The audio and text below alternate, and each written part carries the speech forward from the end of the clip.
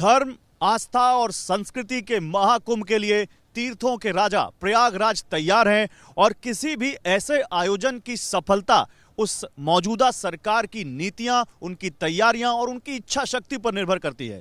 40 से 50 करोड़ लोग इस बार प्रयागराज में होने वाले इस अद्भुत और दिव्य महाकुंभ में आ सकते हैं, ऐसा अनुमान जताया जा रहा है। और इसी पर बात करने के लिए TV9 भारतवर्ष के महाकुंभ बोट कॉन्क्लेव में उत्तर प्रदेश के उप मुख्यमंत्री ब्रजेश पाठक जी हमारे साथ हैं और आपके साथ मैं गौरव अग्रवाल भी मौजूद हूं। सर, बहुत बहुत स्वागत है आपका। सर, सबसे पहले तो क्योंकि आप सूबे के उप मुख्यमंत्री हैं और उत्तर प्रदेश में इससे बड़ा आयोजन, या कहें पूरे विश्व में इससे बड़ा आयोजन जहां 40 से 50 करोड़ लोग जुटते हो, शायद ही कहीं होता होगा।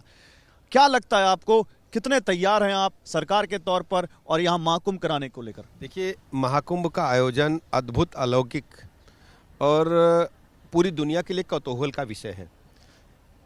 करोड़ों की संख्या में लोग आते हैं। अनुमान लगाया जाता है कि पिछली बार के कुंभ में लगभग 25 करोड़ लोग आए थे। अब की बार का अनुमान है 40 करोड़ से अधिक लोग आने वाले हैं।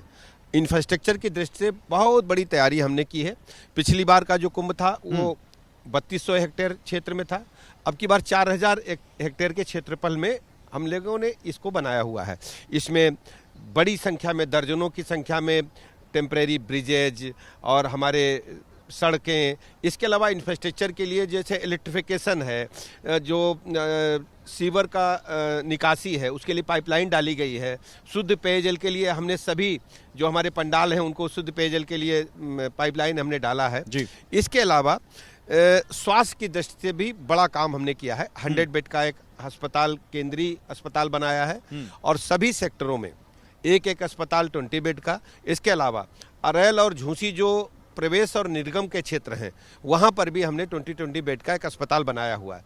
इसके अलावा 125 एम्बुलेंसेज जो रोड एम्बुलेंसेज हैं उनको हमने तैयार किया, जिसमें 15 हमारी ALS एम्बुलेंस है, एडवांस लाइफ सपोर्ट सिस्टम से लैस होंगी। और चूँकि ये पूरा सब कुछ संगम तट पे होने वाला है, को स्नान करने के दौरान स्नानार्थियों को, श्रद्धालुओं को कोई दिक्कत न हो जाए, उसके लिए हमने रिवर एम्बुलेंस भी हायर किया है। अच्छा। 7 रिवर एम्बुलेंसेज यहाँ उपस्थित रहेंगी। अभी में चलेंगी। अभी एक रिवर एम्बुलेंस आपको दिख जाएगी कहीं और 6 और एम्बुलेंसेज कल से परसों तक यहाँ आ जाएंगी। ओके। मतलब जो हमारा मुख्य स्नान है 13-14 उससे पहले यहाँ तैनात हो जाएंगी। इसके अलावा एयर एम्बुलेंस को भी हमने हायर किया है। अच्छा। यहाँ पर लगभग 650 बेड मेला परिसर में ही उपलब्ध है हमारे पास। इसके अलावा पूरे प्रयागराज क्षेत्र में हमने लगभग 6000 से अधिक बेड को आरक्षित किया है। अच्छा। अगर कोई बड़ी अचानक कोई बीमारी किसी को लग जाए, हार्ट अटैक या ब्रेन हेमरेज, ऐसा कोई गंभीर रोग आ जाता है, तो उससे निपटने के लिए हमने आसपास की सारी कैथ लैब के साथ MOU साइन किया है। हमारा मेडिकल कॉलेज यहाँ पर है, उसको हमने अलर्ट मोड पर रखा हुआ है। स्वास्थ्य की दृष्टि से सारी तैयारियां हमने कंप्लीट की हुई है। नहीं, क्योंकि आप सूबे के स्वास्थ्य मंत्री हैं इसलिए आपने बड़े अच्छे से बताया कि क्या तैयारियां यहाँ पर हैं। तो यात्रियों के आने की, ठहरने की, यातायात की, ठहरने के लिए स्वच्छता की सारी तैयारियां मुकम्मल हैं। आप देखेंगे सारे पंडाल, करोड़ों लोगों को रहने के लिए सारे इंतजामात जो हमारे अखाड़ा परिषद के लोग हैं, विभिन्न अखाड़े हैं उनमें, और बड़े साधु संत ऋषि मुनि हैं, उन सब को व्यवस्थित ढंग से रहने के लिए स्थान उपलब्ध कराया, उनको साजो सामान सब कुछ है। तो जो भी श्रद्धालु आएंगे उनको रहने के भी इंतजाम संगम तट के और माँ गंगा के तट पर किए गए हैं। तो सारी तैयारियां मुकम्मल हैं? सारी तैयारियां पूरी हैं, कहीं कोई दिक्कत नहीं है। ट्रैफिक, सीवेज, साफ सफाई, पीने का पानी, हमारा सीवरेज ट्रीटमेंट सिस्टम, सब कुछ चाक चौबंद है। इसको डिजिटल कुंभ भी कहा जा रहा है और ये कहा जा रहा है कि डिजिटली भी इस बार बहुत जोर है। देखिए, डिजिटल कुंभ इसलिए कह रहे हैं कि एक तो हमने पूरी तरह से कैमरों से लैस किया, CCTV कैमरों से लैस है। दूसरा, AI के माध्यम से हमने सॉफ्टवेयर डेवलप किया है। यदि कोई भी व्यक्ति कहीं कोई गड़बड़ी करने का प्रयास करता है तो देश भर के जो टिंटेड लोग हैं, जो अपराधी तत्व हैं, उनको AI के माध्यम से हम पकड़ पाएंगे और यदि व्यक्ति कहीं कोई मिसिंग है उसको भी हम ट्रैक कर पाएंगे AI के माध्यम से। AI का बड़ा अच्छा इस्तेमाल किया गया है इस बार। पूरी तरह से हमने सॉफ्टवेयर टेक्नोलॉजी का व्यवस्थित ढंग से इंतजाम किया है। हाँ। जिससे ये महसूस हो कि हाईटेक व्यवस्था है। और चूंकि वैज्ञानिक युग है, धीरे धीरे विज्ञान तेजी के साथ पैर पसार रहा है, तो आम जन को भी हम विज्ञान का लाभ देकर के उनको सुविधा दे पाएं, ये सरकार की प्राथमिकता है। अच्छा, उसी डिजिटल सुविधा का फायदा उठाते हुए आपके विरोधी आप पर निशाना भी साध रहे हैं।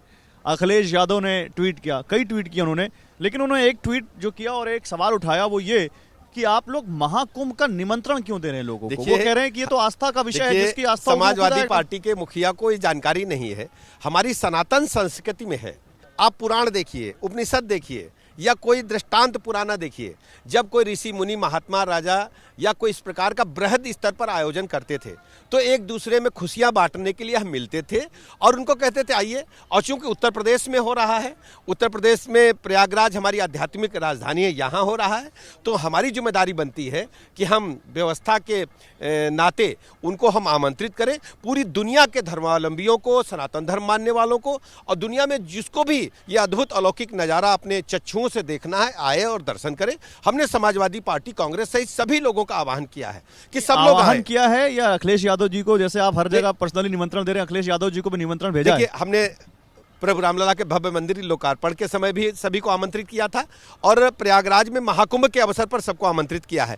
और ये चूंकि इनकी आस्था का विषय है, वो आपकी आस्था कितनी है महाकुंभ में, आप कितना प्रभु रामलला को मानते हैं, यही तो वो कह रहे हैं कि आस्था का विषय है, निमंत्रण क्यों दे रहे हैं? मेरा सबसे ओपन मतलब मैं खुले हृदय से कहना चाहता हूं कि सब लोग आएं, अपने पाप को धोएं, पुण्य कमाएं और ऋषि मुनियों द्वारा अर्जित जो हमारी संपदा है, ये हमारी सांस्कृतिक संपदा है, हमारी सांस्कृतिक विरासत है, इसको भी अपनी आंखों से देखें और देखें कि भारतीय जनता पार्टी की सरकार ने माननीय मोदी जी के मार्गदर्शन में बृहद इंतजाम पूरे मतलब कह सकता हूं प्रयागराज क्षेत्र को सजा करके सनातन संस्कृति की ध्वजा को विश्व की ऊंचाइयों पर ले जाने का काम किया। तो आप अखिलेश यादव जी को, राहुल गांधी जी को, सबको निमंत्रण मैं दे रहे हैं? सबको कहता हूं सभी लोग आए और इसमें कहीं कोई प्रतिबंध नहीं है, उनको रहने में, आने जाने में कोई असुविधा न हो, ये जिम्मेदारी हमारी सरकार तो आपको लगता है क्योंकि राहुल गांधी पर आप लोग ये हमला करते हैं या उन पर ये सवाल उठाते हैं कि वो अयोध्या राम मंदिर दर्शन करने नहीं गए, आपको लगता है राहुल गांधी संगम में स्नान करने आएंगे?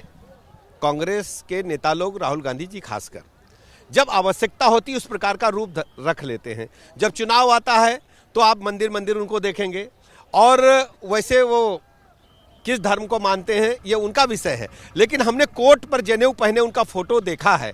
वो बताते नहीं थकते हैं कि चुनाव के दौरान, बड़े शिव भक्त कहते हैं खुद को, शिव भगवान शिव की तो उन्होंने बहुत आराधना की, तस्वीरें उनकी हैं। उसकी कोई कैटेगरी नहीं है। हाँ। लेकिन हमने चुनाव के दौरान उनको देखा है, लेकिन सामान्य परिस्थितियों में हमने कभी उनको इस प्रकार का काम करते नहीं देखा। मैं सभी से अनुरोध करता हूं, कांग्रेस पार्टी सहित सभी नेताओं से और हमारे जितने भी दल हैं पूरे देश में, सभी लोग आए। तो संभल में जो विवाद हुआ उसके बाद आरएसएस प्रमुख मोहन भागवत जी का एक बयान आया। उन्होंने कहा राम मंदिर निर्माण के बाद कुछ लोग ऐसे ही मंदिरों पर राजनीति करके हिंदू नेता बनना चाहते हैं, जो कि सही नहीं है। TV9 भारतवर्ष या TV9 भारतवर्ष के एंड 5 एडिटर्स शो में योग गुरु स्वामी रामदेव थे। उन्होंने मोहन भागवत जी की बात का समर्थन किया और उन्होंने कहा कि हाँ, मैं उनकी बात का समर्थन करता हूं। आप रामदेव जी के इस समर्थन को कैसे देखते हैं? देखिए, पूज्य मोहन भागवत जी ने जो कहा है उनका मार्गदर्शन एकदम सही है। उत्तर प्रदेश और पूरे देश में हम सब साथ मिलकर के विकास के रास्ते को और मजबूती से आगे बढ़ाने का काम कर रहे हैं।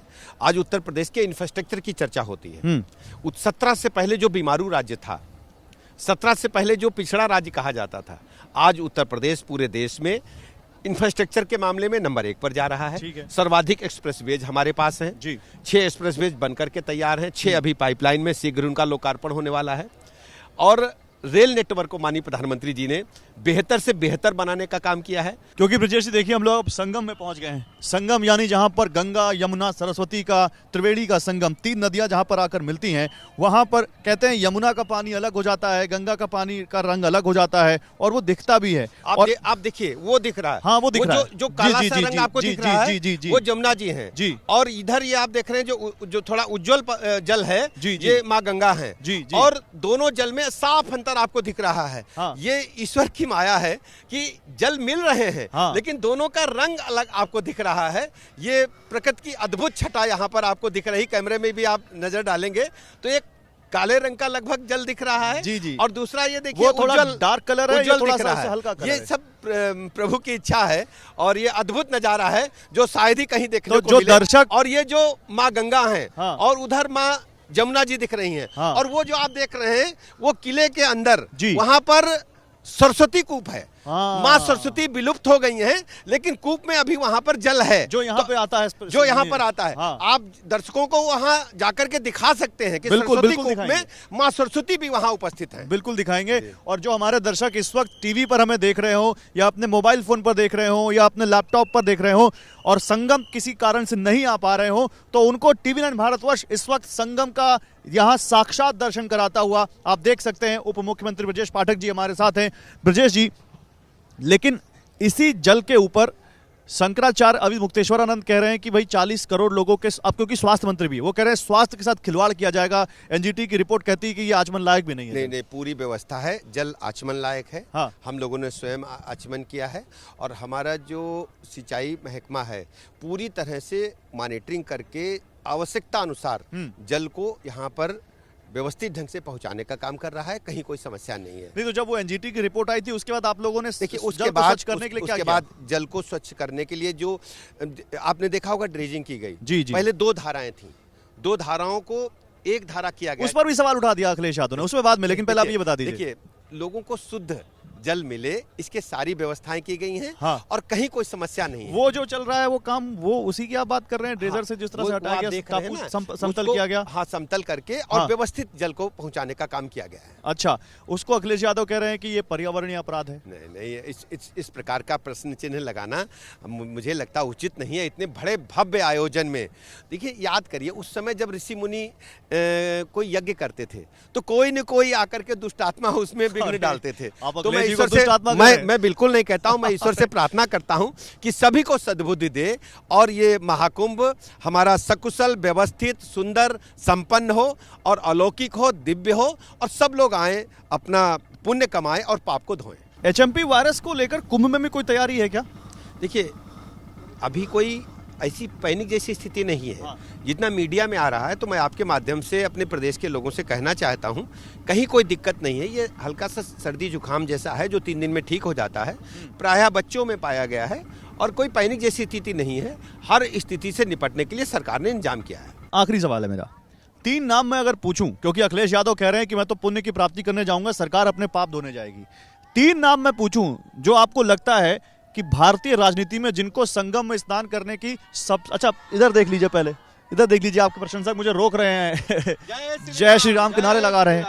जय श्री राम, जय श्री राम, जय श्री राम, जय श्री राम। देखिए, ये जय श्री राम, जय जय जय श्री राम। ये वो आस्था की शक्ति है जिसके आगे आपको रुकना ही पड़ता है। जय कैसा लग रहा है यहाँ पर कार्यक्रम? जय। कैसा लग रहा है? कैसा लग रहा है प्रयागराज में? अच्छा लग रहा है? बढ़िया लग रहा है? तैयारियां कैसी हैं? बढ़िया है तैयारियां? ब्रजेश जी ने तैयारियां अच्छी की हैं, बढ़िया की हैं। वो कह रही बढ़िया की ब्रजेश जी। ब्रजेश जी, आपको तो रियलिटी चेक में नंबर मिल गया पूरे। लेकिन मैं ये पूछ रहा था ब्रजेश जी, 3 नाम अगर भारतीय राजनीति में को लेने पड़े जिनको आपको लगता है कि यहाँ पर आकर अपने पाप धोने की जरूरत है, तो आप क्या नाम लेंगे संगम में स्नान मैं करने किसी के? को इंगित नहीं करना चाहता, मैं सभी का सम्मान करता हूं और सभी से करबद्ध अनुरोध करता हूं। ये हमारी संस्कृति का अनूठा महापर्व है। मुझे लगता है कि ये सदियों से होता आया है और हमारी संस्कृति को, हमारी विरासत को आगे बढ़ाने की जिम्मेदारी हिंदुस्तान के एक एक नागरिक को है। और जो भी हमारे सनातन आपके विरोधी तो कह रहे हैं कि सभी लोग सरकार को पाप धोने की जरूरत है। सभी लोग आए। ये इस प्रकार की राजनीतिक बयानबाजी इतने बड़े महापर्व पर नहीं होनी चाहिए। लोगों की भावनाओं से हमें नहीं खेलना है। लोगों की भावनाएं देखिए, कितनी बड़ी संख्या में लोग आह्लादित हैं, प्रसन्न हैं, परिवार के साथ आए हैं, बुजुर्गों के साथ आए हैं। उनको महसूस हो रहा है कि हमारी धरा है, हमारी जन्मभूमि है, हमारी संस्कृति है, माँ गंगा का, संगम का आशीर्वाद ले रहे हैं। ऐसे सुख के समय में जब कहीं कोई बड़ा कार्यक्रम आयोजन होता है जहां हम लोग पूरे परिवार के साथ इकट्ठा होते हैं, हिंदुस्तान एक बड़ा परिवार है, तो ऐसे सुख के समय, खुशी के समय कहीं कोई विघ्न नहीं डालता। तो आप विघ्न लोग जो डालते थे जी, सदियों से कभी यज्ञ आपके सुनेंगे यज्ञ के बारे में, तो आप देखेंगे कि जब ऋषि मुनि यज्ञ करते थे जंगलों में तो भगवान राम को जाना पड़ा था। तो ऐसे कोई भी आप देखेंगे कोई आयोजन होता है, धार्मिक आयोजन बड़ा होता है, तो सदियों से विघ्न वाले तो अलग नहीं हैं। ब्रजेश जी, आप ये और कह रहे हैं इसके कि अलावा मैं आपको बताऊं विघ्नहर्ता भी हैं। अच्छा। भगवान गणेश भी यहाँ पर जी। हैं, बाबा भोलेनाथ भी हैं, हनुमान जी साक्षात यहाँ लेटे विराजमान हुए हैं, हनुमान जी। लेटे हनुमान जी। जी। और ये प्रभु की इच्छा से निर्विघ्न, व्यवस्थित, सुंदर, अलौकिक, दिव्य महाकुंभ संपन्न होने वाला है। क्या बात है। यानी उत्तर प्रदेश के उप मुख्यमंत्री ब्रजेश पाठक कह रहे हैं कि सरकार बड़ा दिल करके बिना किसी के प्रति कोई दुर्भाव रखे हुए सबको यहाँ पर आमंत्रित कर रही है कि वो आए, कुंभ में स्नान करें और यहाँ पर पुण्य की प्राप्ति करें और इस महापर्व को सब मिलजुल कर सफल बनाएं। जी, जी। आपको इसके लिए बहुत शुभकामनाएं ब्रजेश जी। आप ये महापर्व, महाकुंभ बहुत अच्छे तरीके से निपटाएं, बहुत अच्छे तरीके से करें और आपको बहुत इसके लिए शुभकामनाएं। बहुत बहुत धन्यवाद। धन्यवाद। टीवी 9 भारत का आभार।